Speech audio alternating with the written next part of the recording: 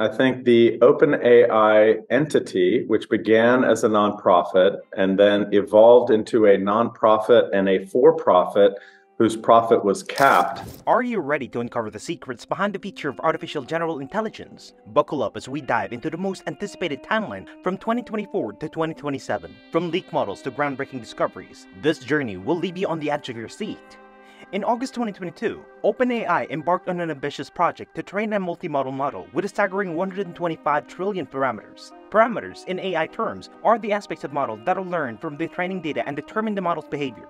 To put this into perspective, the human brain is estimated to have around 100 trillion synapses, making OpenAI's model comparable in complexity. The initial phase of this project, known as RACOS or QStar, was completed by December 2023. This phase laid the groundwork for the model's ability to understand and generate content across different modalities. But what does this mean for the future of AI? Despite successfully completing the first stage, the launch was unexpectedly cancelled. The reason? Prohibited inference cost. Inference refers to the model's ability to apply what it has learned to new data. High inference cost implies that the model requires significant computational resource to operate, making it impractical for widespread use.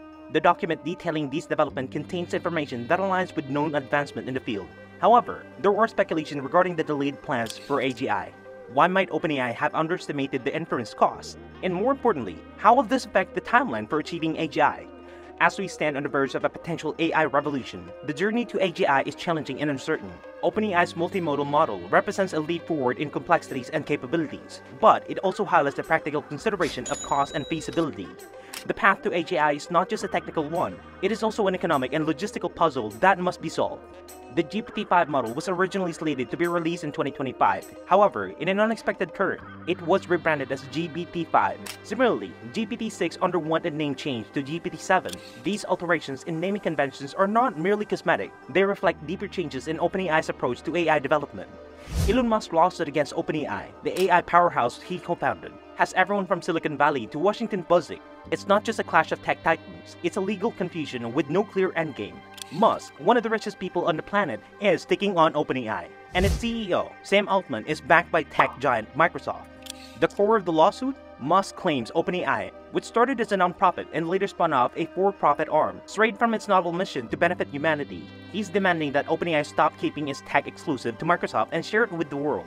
But legal experts are scratching their heads. Does Musk even have the right to sue? Usually, only state attorneys can challenge the nonprofit's mission, which is why Musk's team is framing it as a contract breach. And where's the contract? The lawsuit suggests it's a mix of talks and tax, making it tricky to pin down any formal agreement.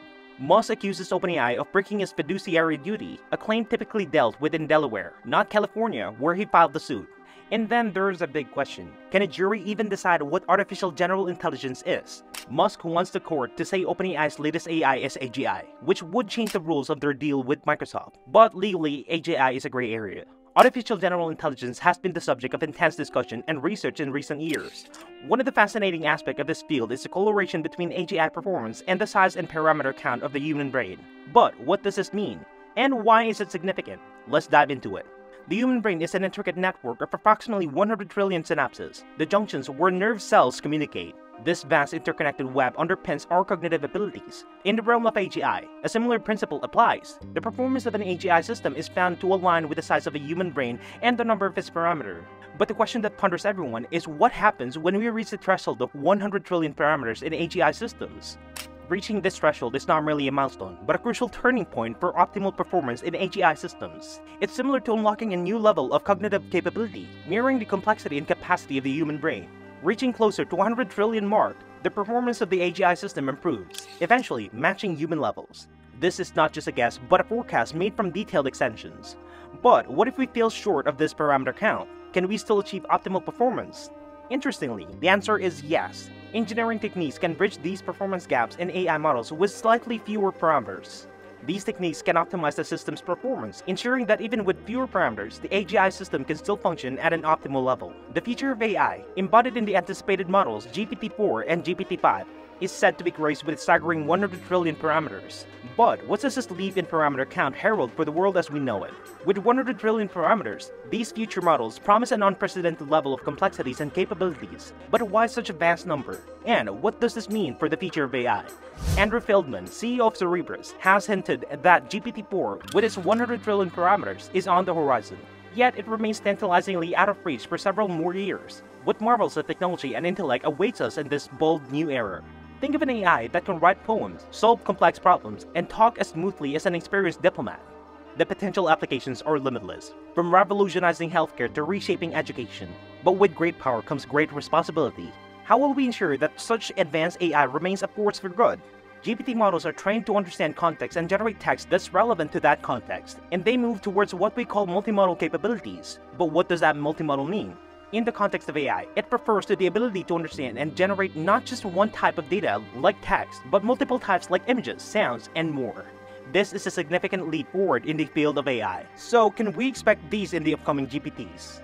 The answer lies in the future, but one thing is certain, the journey towards GPT-4 and GPT-5 will be one of the most thrilling chapters in the story of AI. Consider the pace at which AI is advancing. With each new model, we're not just stepping into the future, we're leaping.